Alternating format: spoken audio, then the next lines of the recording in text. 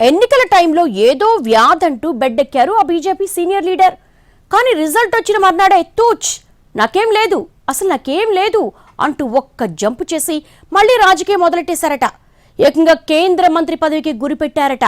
ఇంతకీ ఎవరా నాయకుడు?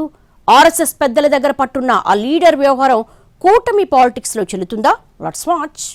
టీడీపీ జాతీయ కార్యవర్గ సభ్యుడు సోము వీర్రాజు రాష్ట్ర వ్యవహారాల్లో రీఛార్జ్ అయినట్టు కనిపిస్తున్నారట. ఆర్ఎస్ఎస్ ముఖ్య నేతలతో ఉన్న పరిచయాలతో లోకల్ గా మరోసారి పట్టు బిగించే ప్రయత్నం చేస్తున్నట్టు తెలుస్తోంది. ఎన్నికల సమయంలో అనారోగ్యం కారణంగా బెడ్డెక్కినట్టు చెప్పిన సోము వీర్రాజు ఫలితాలు వెలువడిన మరుసటి రోజు నుంచే నాకు తగ్గిపోయిందోచంటున్నారట. ఈసారి ఎన్నికల్లో రాజమండ్రి ఎంపీ టికెట్ ఆశించారు సోము. టికెట్ నాకుగాక ఇంకెవరికి వస్తుందన్న ధీమాతో నియోజకవర్గం మొత్తం భారీగా ఫ్లెక్సీలు కూడా వేయించుకున్నారాయన. తీరా పురంధేశ్వరి పేరు ఖరారయ్యాక అనారోగ్యం పేరుతో మాయమైపోయారు మాజీ రాష్ట్ర అధ్యక్షుడు. ప్రధానమంత్రి రాజమండ్రి ఎన్నికల బహిరంగ సభలో మాత్రం తళుక్కున మెరిసి తిరిగి కనిపించకుండా పోయారు వీర్రాజు. రాష్ట్ర అధ్యక్ష పదవిలో ఉన్నప్పుడు టీడీపీకి వ్యతిరేకంగా ఆయన చేసిన వ్యవహారాల వల్లే టికెట్ ఇవ్వకుండా పక్కన పెట్టారని చెబుతారు ఆయన వర్గీయులు. అయినా సరే తనకు దక్కకున్నా ఇతరులకు అడ్డుపడటానికి గట్టిగానే ప్రయత్నించారన్నది రాజకీయ వర్గాల్లో ఉన్న చర్చ. రఘురామకృష్ణంరాజుకు నరసాపురం బీజేపీ ఎంపీ టికెట్ రాకుండా అడ్డుపడింది వీర్రాజేనన్న వాదన ఉంది. అదే టికెట్ ను తన అనుచరుడు శ్రీనివాస్ వర్మకు ఇప్పించుకోగలిగారని అంటారు.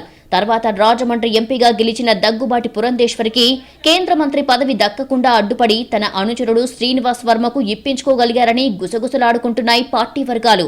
పైగా ఇప్పుడు అంతా తాను ఊహించినట్టే ఎన్నికల్లో ఎన్డీఏ అఖండ మెజారిటీ సాధించి రాష్ట్రంలో కేంద్రంలో ప్రభుత్వాలు ఏర్పాటు చేసిందని డబ్బా కొట్టుకుంటున్నారట ఆయన. అయితే ఇప్పుడు బీజేపీలో అందరిది ఒకటే ప్రశ్న, ఒకే డౌట్. కీలకమైన ఎన్నికల టైంలో పనిచేయకుండా సోము వీర్రాజు ఎన్నాళ్లు ఏమైపోయారు, ఇప్పుడెందుకు బయటికి వచ్చారు అన్న చర్చ జరుగుతోంది.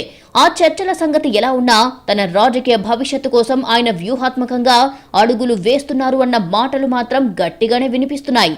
సీనియర్ అయిన తనకు టికెట్ రాకపోవడాన్ని బూచిగా చూపించి ఢిల్లీ స్థాయిలో ఉన్నత పదవి పొందే దిశగా అడుగులేస్తున్నట్టు అనుమానిస్తున్నాయి రాజకీయ వర్గాలు. తన విషయంలో సానుభూతితో ఉన్న ఆర్ఎస్ఎస్ ప్రముఖుల ద్వారా లాబింగ్ చేస్తున్నట్టు తెలుస్తోంది. ముందుగా రాజ్యసభ సీటు దక్కించుకొని తర్వాత కేంద్ర మంత్రి కావాలన్నది ఆయన ప్లాన్ గా తెలుస్తోంది. అలా వీలవకుంటే గవర్నర్ పదవైనా దక్కుతుందనే ఆశాభావంతో ఉన్నారట ఆయన. కానీ గవర్నర్ పదవైతే రాజకీయ భవిష్యత్తు ముగుస్తుందని, అందుకే చిట్ట చివరి వరకు రాజ్యసభ సీటు టార్గెట్ తోనే పనిచేయాలనుకుంటున్నట్టు సమాచారం. తన రాజకీయ జీవితంలో వచ్చే 2 నెలలు కీలకంగా భావిస్తున్నారని, ఏం జరుగుతుందో చూడాలంటున్నారు వీర్రాజు సన్నిహితులు.